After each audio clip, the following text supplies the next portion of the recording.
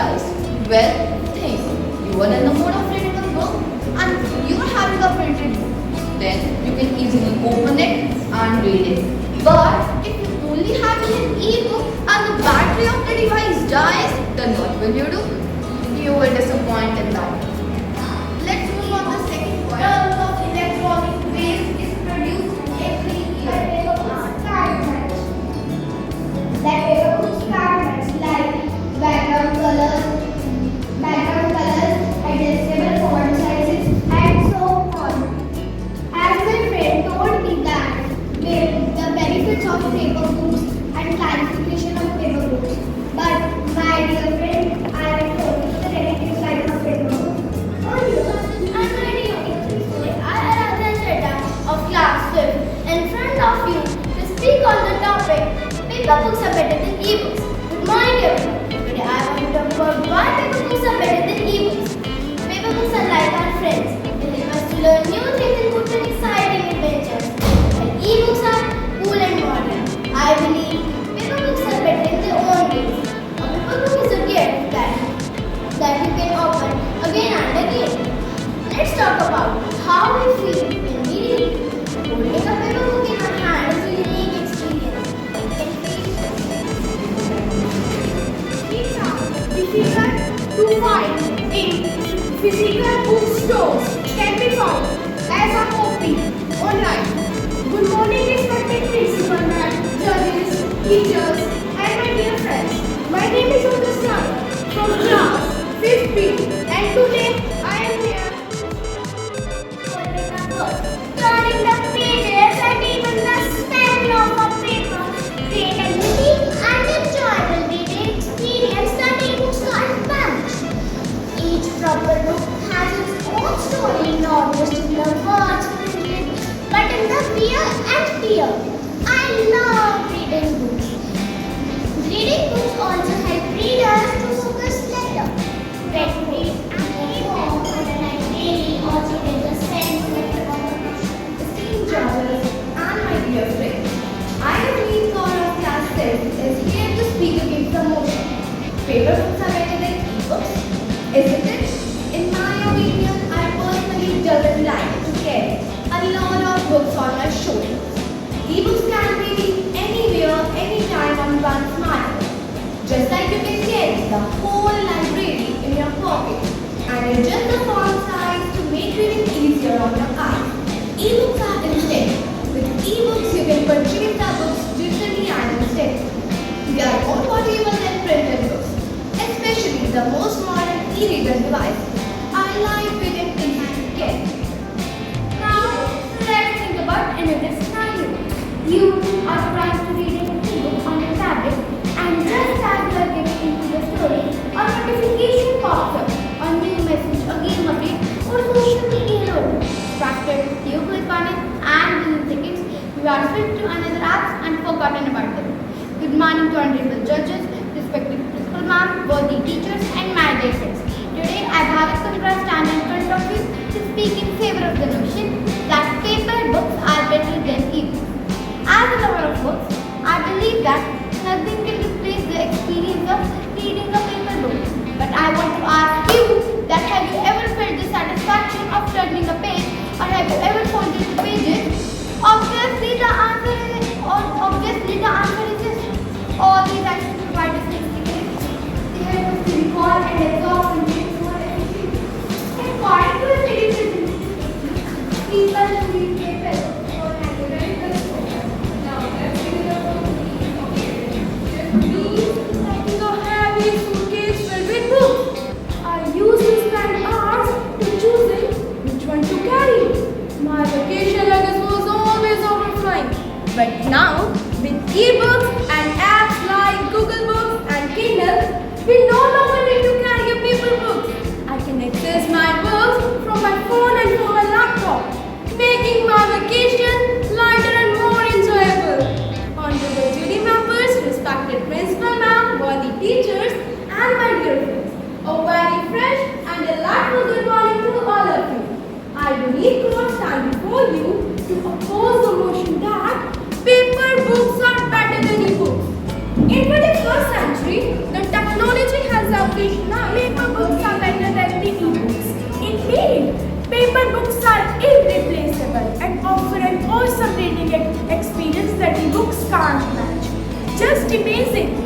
sensation of holding a paper book and turning its pages is deeply satisfying and engaging that we don't analyze when we reach another world. This physical interaction connects us emotionally and more deeply with the content. Moreover, paper books are also free from all the distractions that come with the digital services, such as the pop-up of notifications and the templates to switch to other apps, and hence we lose our focus. But in case of paper books, we have a better concentration and immersion in the subject matter. According to the research, Against the topic, paper books are better than the e-books. I am completely disagree with this statement. How can we ignore e-books in this modern age of technology?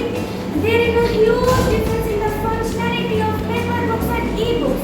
With one click, you can navigate to specific chapters or sections as compared to paper books. E-books are very cost effective and have better portability. Books have been around for centuries and have provided countless individuals with comfort, technology, entertainment, and knowledge. However, with the advent of technology, the popularity of e-books has risen steadily. Students prefer e-books rather than paper books. Or we can say that are totally those are the actual books. Good morning, esteemed judges, honorable guests, and my dear friends. I should report feel honored to speak on topic e-books are better than paper books. Some people has a God, protecting us from those who seek to harm, keeping our online space safe and warm. A very fresh and delightful morning to honorable members, worthy teachers, and all my dear fellow debaters. Today I humbly join you standing in front of you to speak in the favor of motion, cyber vigilantism, and acceptable means to combat cybercrime. Being a part of 21st century, we all are bounded by Emails and social IDs, personal pictures and messages exposed, and their reputation destroyed. Or because someone wants to take the law into their own hands, believing they were serving justice. This is a dangerous reality of cyber vigilantism that often does more harm than good. Blessed morning to honorable jury members, worthy teachers, and my fellow debaters. Today I, Janvi, stand before you to speak in against the motion cyber vigilantism, an acceptable means to combat cyber. We hear a lot about cyber crime. due to be human errors like default passwording, business email compromise, unsecured Wi-Fi networks. Mobile. In 2023, the cloud ransomware broke. What do you think? Does cyber security really undermine the rule of law, or does it serve as a necessary check on cyber criminal activity? Cyber vigilantism undermines the rule of law and due process, where an individual or a group of people take the law into their Cases have increased up to 63% in the last 5 years. May be shocking, but it is significant. Cyber vigilantism is very effective in this way because cyber vigilantism can lead to stopping the cyber. These cyber threats include cyberbullying, hacking, and many more. Traditional law enforcement methods often lag behind because they are not that much efficient so that they can compete with cyber vigilantism. For example, in regulating a field like some people worry about whether this is right or legal, but we cannot agree. Teachers and my dear opponents, I am the class 10 standing here to write my views by supporting cyber vigilantism is an acceptable means to combat cybercrime. As we know, cybercrime is increasing day by day. So let's step into the world of the internet as a huge city. In this huge city, there are many dark corners where criminals hide and commit the crime without any fear of being caught. But now, imagine suddenly a savior comes in your life and takes all your matters in their own hands. And also, it has become very common in our society these days to our normal and common life. cybercrime is just like a threat to our personal life and especially to our safety. Think about those people who are using mobiles, who are using internet and they don't know that hackers are using them for their benefit. Imagine a person waking up and so their IDs and IDs and IDs, their pictures or anything like personal are spreaded, are posted everywhere on social media by that hacker. So tell me what is the fault of that innocent? And also further, if this cyber vigilance is a step in our society, so remember it will To encounter the cybersecurity attacks, the Government of India have taken several initiatives, such as National Cyber Coordination Center, Data Security Council of India, and Email Policy of Government of India. This legislation has actively overthrown ISIS by reporting and helping take down thousands of ISIS-related Twitter accounts. Let us take the examples. A bank branch of Noida reported an illegal transfer of 16.50 crores. Can you imagine? A cyber racket cheats foreign nationals of $15 million. Not only this, there are endless number of the crimes. Stereo cases that they can't even attempt to repay them. At last, I would like to conclude by saying that cybervigilantism, while often being born from a desire for justice, can often blur the line between right and wrong, creating a real when the pursuit of accountability skills devolve into unchecked retribution. As a responsible citizen, it is our duty to reject cybervigilantism and to advocate for a fair and just society. If traditional efforts of justice fail, cyber-vigilantism becomes a necessary force for attainability and change. A very delightful and warm good morning to the honorable judges, respected teachers, and my fellow friends. I am Simran of Plus 2 Non-Medical in standing express my views in favor of the motion that is cyber-vigilantism. In today's digital age, cybercrime has become a rampant threat to individuals, societies, and businesses worldwide.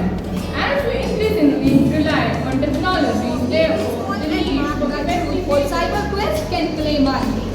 So let's build our world on the reason's path, not in the dark, not fueled by it. Cyber-vigilantism operate outside the established. The vigilantes can escalate conflict rather than resolve it. The questions we must ask ourselves. However, these risks are leading to overshadow the cyber-vigilantism.